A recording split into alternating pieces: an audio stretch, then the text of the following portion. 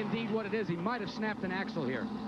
And a trouble. Oh, we have a car upside down, rolling down the racetrack. That's the number 48 car, driven by Greg Sachs. Looks like Lake Speed. Lake Speed also involved.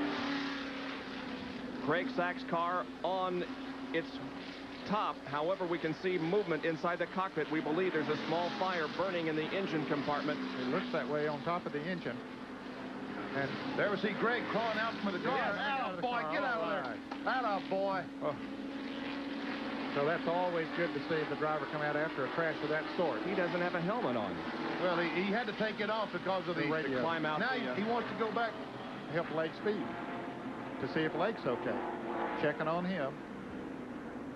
He pulled his helmet off to because the radio. In turn number 1, and again, we're going to be delayed considerably because the wall has given away once again. Wow. Okay, let's take a look at what did happen. As he went into turn 1, he was on the outside. It looks like Lake Speed might have lost an engine, or at least he lost the car, and Greg hit him, and they both head through that wall. Greg Sachs hit it hard with the right front, and then the car gets upset and starts rolling over as they come down off of the wall. Barrel rolling. Look how high it goes into the air, comes back down. Oh, over and over. God, for Winston Cup cars and how strong they are. Look at that thing. You can see the fire, Benny, under the hood of the car, and then it rests back on the top.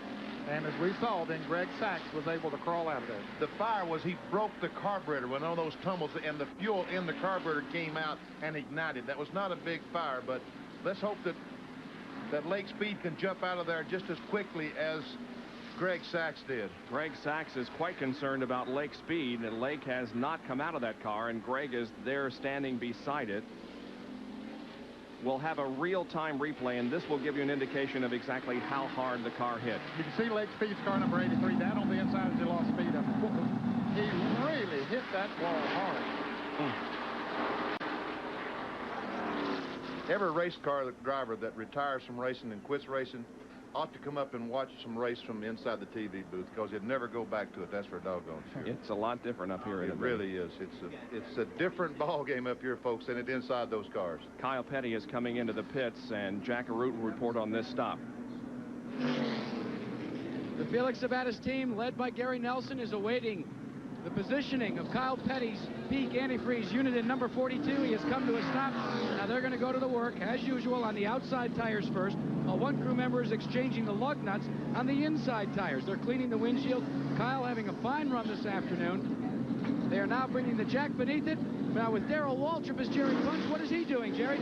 Well, they had an excellent pit stop here. Eddie Dickerson, Sandy Jones, and the crew, Jeff Hammond led, had a great pit stop for the Tide cars. He will make his way down pit road, being followed by Earnhardt and a number of other cars, Mark Martin and Harry Gant. But a great stop by the Darrell Waltrip crew here in the Tide effort.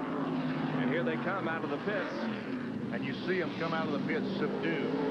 Normally they've been coming out of the pits just frantic this time, because there is some guys down there in turn 1. It is a lot slower exit from pit road than we've seen earlier in the afternoon. We'll be back after this.